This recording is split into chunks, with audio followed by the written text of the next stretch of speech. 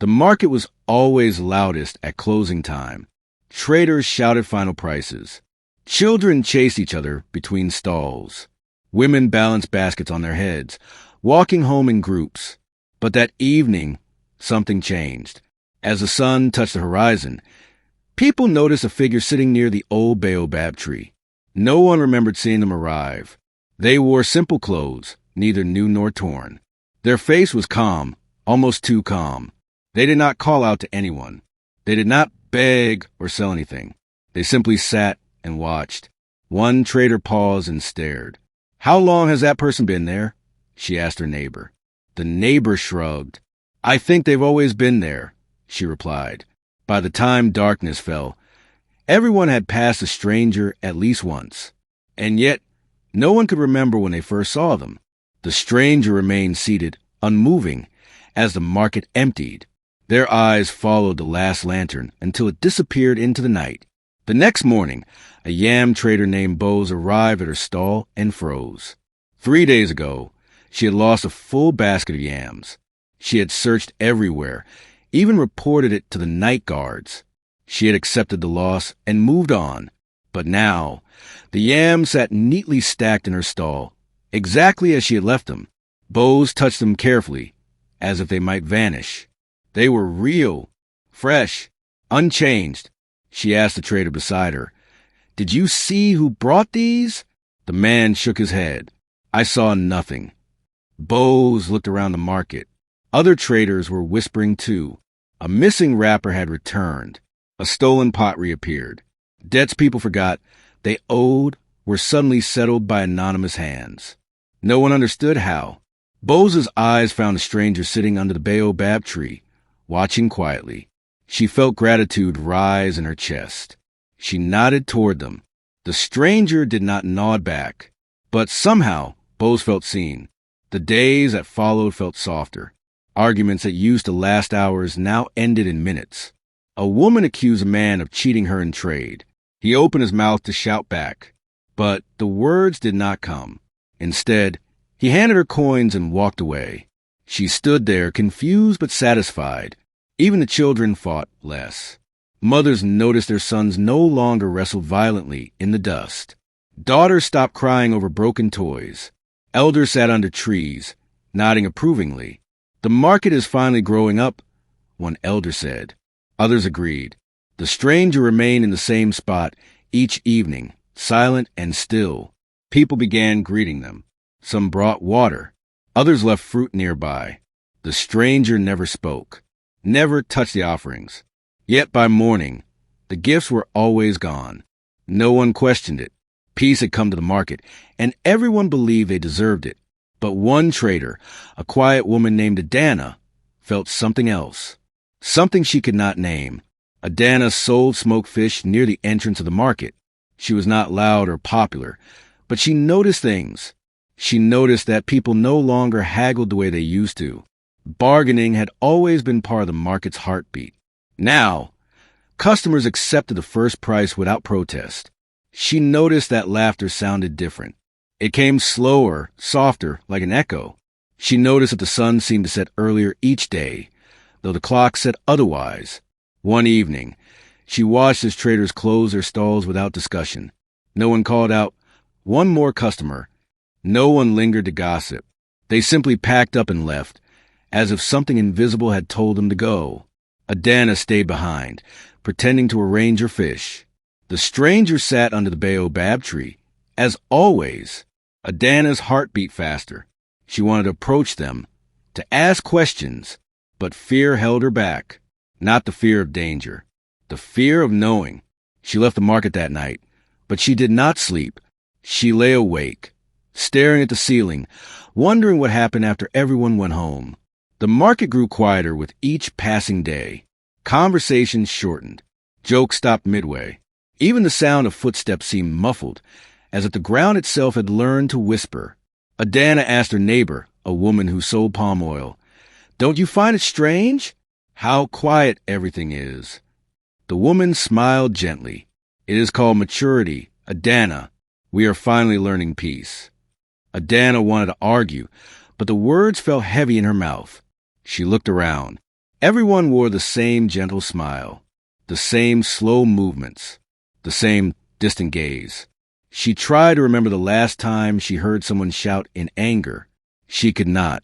She tried to remember the last time she herself had felt truly angry. The memory slipped away like water through fingers.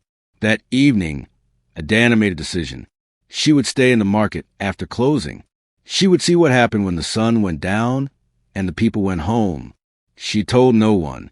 She hid behind a stack of empty crates near her stall and waited. Darkness came quickly, and with it, something else. The market after midnight was not empty. Adanna heard footsteps, though she saw no one. She heard whispers, though no mouse moved. The air felt thick, as if something invisible was breathing alongside her. She peeked through a gap in the crates. The stranger stood in the center of the market, arms outstretched, head tilted back. Their lips moved, forming words Adanna could not hear. And then she saw them, shapes, faint like smoke. They drifted from the direction of the town, from the homes where people slept. The shapes floated through the market, slow and aimless, until they reached the stranger. One by one, they dissolved into the stranger's body. The stranger's chest rose and fell, as if breathing in deeply. Adanna's hands trembled. She wanted to run, but her legs would not move. She watched until the last shape disappeared. Then the stranger lowered their arms, turned, and looked directly at her hiding place. Adanna's heart stopped. The stranger smiled. Not cruelly, not kindly, just knowingly. Adanna did not sleep that night. When morning came, she returned to the market, exhausted and afraid. She approached a group of traders and asked, "Do any of you remember your dreams from last night?" They looked at her strangely. One man laughed. "Dreams? I slept too well to dream." Another woman nodded. "I haven't dreamed in weeks. It is a blessing." Adanna's stomach turned. She asked more people. None of them remembered dreaming. None of them found it strange. She wanted to scream, to shake them, to make them see. But their faces were so calm, so content. She felt like a madwoman. That evening, she watched the stranger again. This time, she did not hide. She stood in plain sight. The stranger met her gaze and nodded, as if inviting her closer. Adanna's feet moved before her mind could stop them. She stood before the stranger, her voice shaking. "What are you doing to us?" The stranger's voice was soft, almost kind. "I am giving you peace." "By taking what?" Adanna whispered. The stranger smiled. "Only what they no longer want." Adanna could not let it go. She began watching people more carefully. She noticed that a mother who lost her son months ago no longer cried. She noticed that a man whose wife left him no longer looked sad. She noticed that children no longer asked questions. She noticed that everyone smiled the same way. Not happiness, not joy, just absence. One evening, she stood in the center of the market and shouted, "Does anyone else see what is happening? We are losing ourselves." People turned to look at her. Their expressions were patient, almost pitying. An elder approached her gently. "Adanna, you are tired. You worry too much. Rest." "I am not tired," Adanna cried. "I am the only one awake." But no one listened. They patted her shoulder, offered her water, and returned to their stalls. Adanna realized something terrifying. She was alone. Alone in a crowd of people who no longer felt anything real. That night, she did not go home. She sat outside the market, waiting. She would confront the stranger again. And this time, she would not leave without answers. The stranger appeared just after midnight, walking slowly through the empty market. Adanna stepped into their path. "Tell me the truth," she demanded. "What are you?" The stranger stopped. For a long moment, they said nothing. Then they spoke, their voice calm and measured.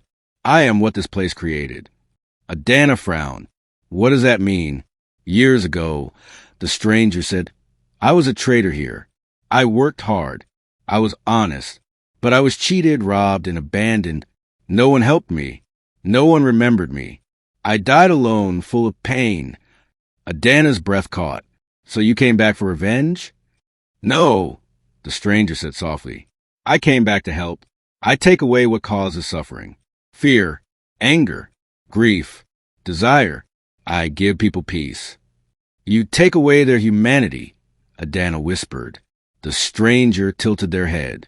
Is pain better than silence? Adanna had no answer. The stranger stepped closer. You resist because you still remember what it feels like to hurt. But soon you will forget, and you will be grateful. Adanna stumbled home, her mind spinning. She lay in bed, staring at the ceiling, trying to hold on to her memories. Her father's laughter, her mother's scolding, her first heartbreak, her greatest joy. She repeated them over and over, afraid they would slip away. But by morning, something had changed. She woke up feeling lighter. The fear from the night before seemed distant, unimportant. She smiled without meaning to. She walked the market, and for the first time in weeks, she did not feel the weight of worry. It felt good, too good. Halfway through the day, she realized she could not remember her father's face. Panic shot through her. She tried to picture him, but the image would not come. She tried to remember his voice, but heard only silence. Tears filled her eyes, but they did not fall. Her body would not let them. That evening, Adanna returned to the stranger. Give it back, she said, her voice shaking. Give back what you took. The stranger looked at her with something like sadness. It is already gone. Adanna refused to give up. Every night, she stayed awake, forcing herself to feel. She pinched her arms.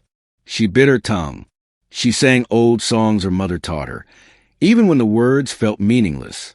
Slowly, painfully, her memories began to return. Her father's laugh, her mother's warmth, her own anger, her own love. It hurt, but it was hers. One night, she followed the shapes again. This time, she saw where they came from. They drifted from the homes of sleeping people, carrying pieces of their souls, emotions, memories, dreams. The stranger consumed them all, growing stronger with each one. Adanna realized a terrible truth. The stranger was not evil. They were wounded, and the market, the same place that had abandoned them in life, was now feeding them in death. But the cost was too high. Adanna knew she had to stop it. But how do you fight someone who believes they are saving you? Adanna began speaking to people one by one. She asked them questions. Do you remember your wedding day? Do you remember your child's first word? Do you remember why you started trading here? Most could not answer. Their faces remained calm, unbothered. But a few hesitated. A few frowned. A few looked confused, as if waking from a long sleep. Adanna focused on them. She reminded them of their lives, their struggles, their victories, their losses. Slowly, something flickered in their eyes. Not peace, not calm, pain, and with pain, awareness. One woman began to cry. A man clenched his fists. A child asked, Why don't I dream anymore? The stranger appeared that evening, earlier than usual. They stood before Adanna, their expression unreadable. You are hurting them, the stranger said. I am waking them, Adanna replied.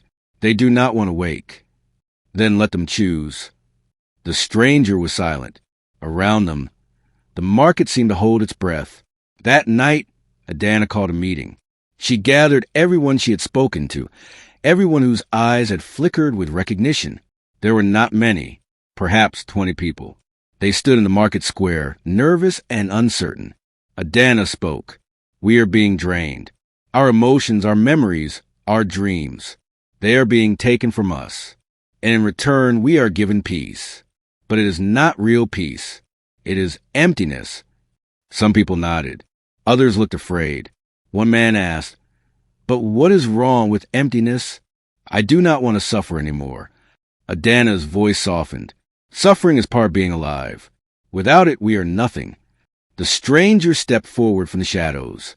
You speak of suffering as if it is noble, they said. But I have seen what it does. It destroys. It breaks. I offer mercy. You offer erasure, Adanna said.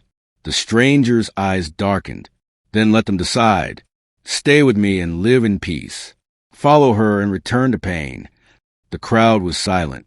Adanna's heart pounded. She did not know what they would choose.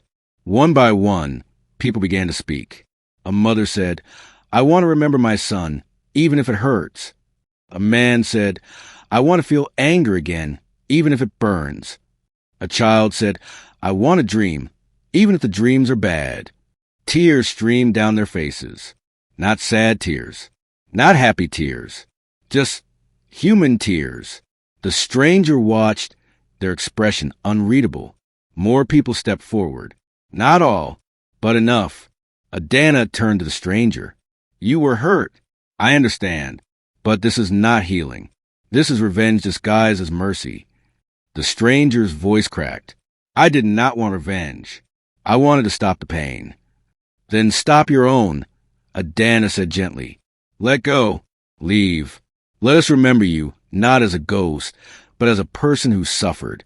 Let us carry that memory, so it never happens again." The stranger's form flickered. For the first time, they looked fragile. "If I leave," they whispered, "the pain will return." "Yes," Adanna said, "and so will everything else." The stranger stood in silence for a long time. Around them, the market waited. The night was still. Even the wind had stopped. Finally, the stranger spoke. "I do not know how to leave." Adanna stepped closer. "You leave the same way you came, by letting go." "But if I let go," the stranger said, "I will disappear completely." "Yes," Adanna said softly, "and we will forget you, but not what you taught us." The stranger looked at the faces around them. People who had once ignored them. People who had once walked past their suffering. And now, people who stood weeping, fighting to feel again. The stranger closed their eyes. Slowly, the shapes that had been drifting toward them began to drift away. Memories returned to their owners. Emotions flooded back. The market trembled. The stranger's form grew fainter. "Will it hurt?" they asked. Adanna did not lie. "Yes." The stranger nodded. "Good," they whispered. "I have forgotten what it feels like to be human." And then they were gone. The morning after the stranger left, the market exploded with noise. Traders shouted. Children screamed with laughter. Arguments erupted. Tears flowed. It was chaotic. It was messy. It was alive. Adanna stood in the center, watching it all. Her heart ached. Her head throbbed. She felt exhausted and awake at the same time. A woman approached her, eyes red from crying. "I remember my mother last night," she said. I had forgotten her voice. "Thank you." Adanna nodded, unable to speak. Others came. Some thanked her. Some cursed her. Some simply stared, lost and confused. The market had returned to itself. But it was not the same. People moved slower now. They looked at each other differently. They asked more questions. They listened more carefully. The elders gathered under the baobab tree. One of them said, "We must remember what happened here." Another said, "But how?" "The stranger is gone. We have no proof." Adanna spoke quietly. "I will remember, and I will tell the story." Days passed, then weeks. Life continued. The market grew loud again, but never as loud as before. People still argued, but they stopped sooner. They still suffered, but they helped each other through it. Children still played, but they also asked their parents about dreams. One evening, Adanna sat under the baobab tree, where the stranger used to sit. She closed her eyes and tried to remember their face. She could not. The memory had faded, just as the stranger said it would.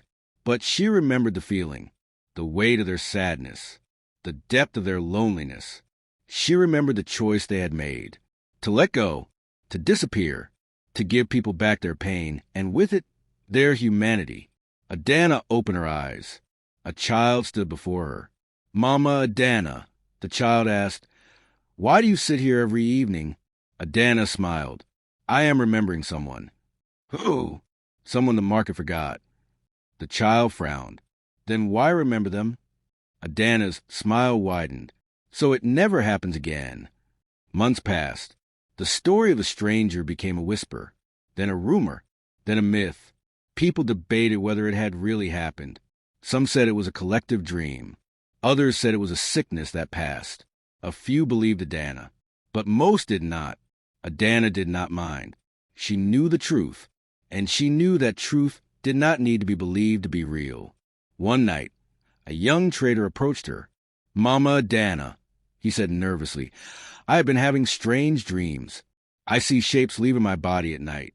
I wake up feeling empty." Adanna's heart skipped. "How long has this been happening?" "3 nights," he said. Adanna stood quickly. "Take me to your home." She followed him through the dark streets. When they arrived, she felt it. The same heaviness in the air. The same unnatural calm. She looked at the young man. "You are not alone. Others are feeling this too." He nodded. Adanna's jaw tightened. The stranger was gone, but the wound that created them had never healed. And wounds left untreated always reopened. Adanna called a meeting. This time, not in secret. She stood in the center of the market at noon and rang the old bell that had not been rung in years. People gathered, curious and concerned. Adanna spoke loudly, clearly. "What happened months ago is happening again, not because the stranger returned, but because we have not changed." The crowd murmured. "We suffered together," Adanna continued. "We lost our memories, our dreams, our emotions. We fought to get them back. But what have we done since then?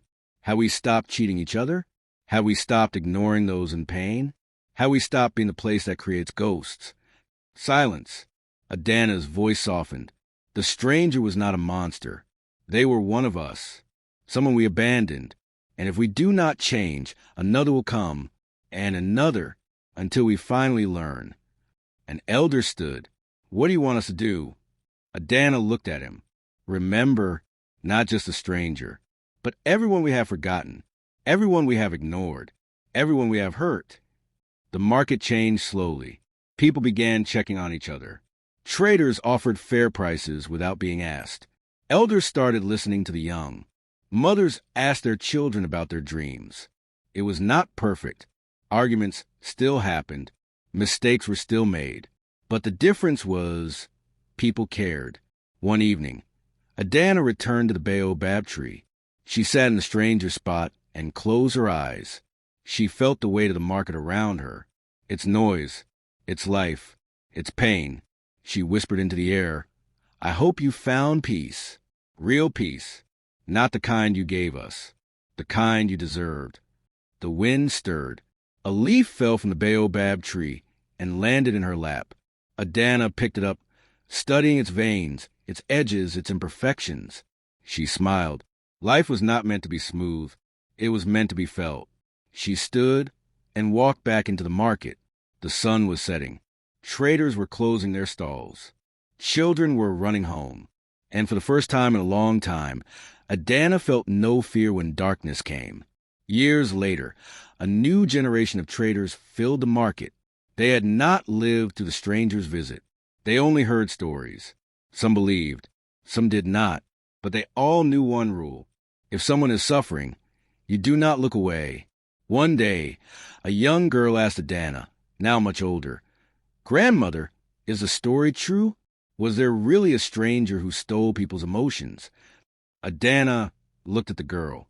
Her eyes were bright, full of curiosity and life. "Yes," Adanna said, "it is true." "Where did they go?" Adanna smiled. "They went where all pain goes when it is finally released." "Where is that?" Adanna pointed to the sky.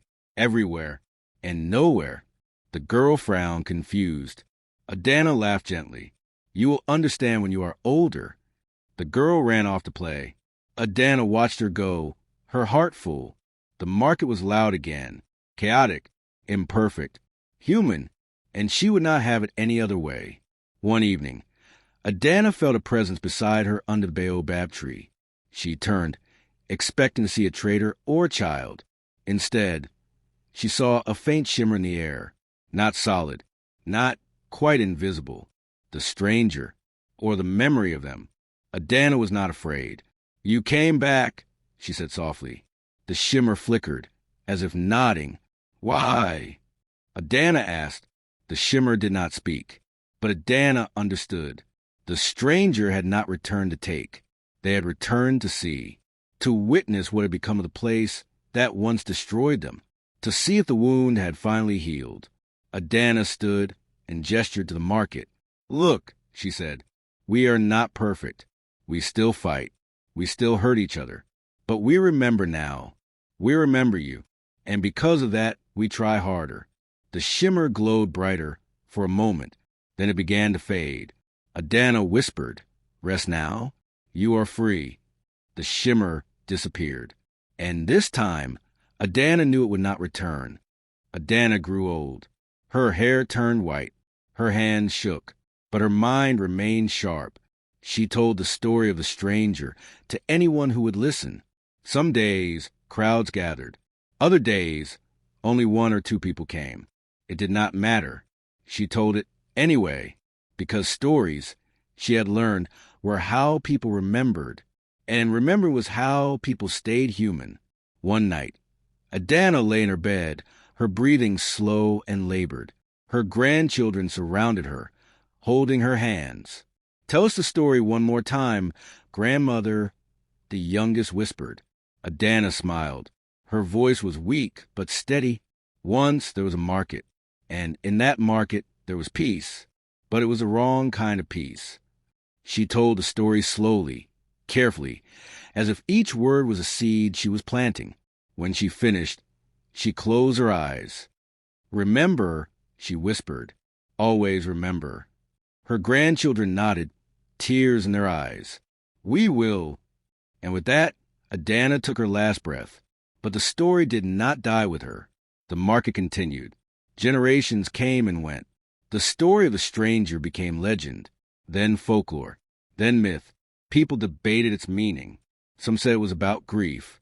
Others said it was about community. A few said it was about the danger of false peace. All of them were right. One day, a scholar from a distant city visited the market. She had heard the legend and wanted to record it. She interviewed the elders, the traders, the children. She wrote everything down carefully. When she finished, she asked, "Do you believe it really happened?" An old trader, a distant relative of Adanna, smiled. "Does it matter?" The scholar frowned. "Of course it matters. Truth matters." The trader shook his head. "The truth is not whether the stranger existed. The truth is what the story teaches us." "And what is that?" The trader looked at the busy, loud, chaotic market around them. "That peace without pain is not peace. It is death, and we choose life." The scholar nodded slowly. She understood. Today, the market still stands. It is loud. It is messy. It is full of life. Traders shout. Children play. Elders argue under the baobab tree. Arguments happen. Tears fall. Laughter echoes. At night, the market is dark and empty. No shapes drift through the air. No whispers linger. No stranger sits beneath the baobab tree. But if you listen closely, very closely, you might hear something. Not a voice, not a sound, just a feeling, a reminder that every place has a memory. And some memories are kept not in stone or books, but in the way people choose to live. The market remembers, not the stranger's name, not their face, but the lesson they left behind. To see those who suffer, to remember those who are forgotten, to choose feeling over numbness, to choose life over peace. And so the market lives on, imperfect, painful, beautiful, human, and those who pass through it never quite understand why it feels different from other markets, why people seem kinder, why traders seem more honest, why the air feels heavier, but not in a bad way. They do not know the story, but the story knows them, and that is enough.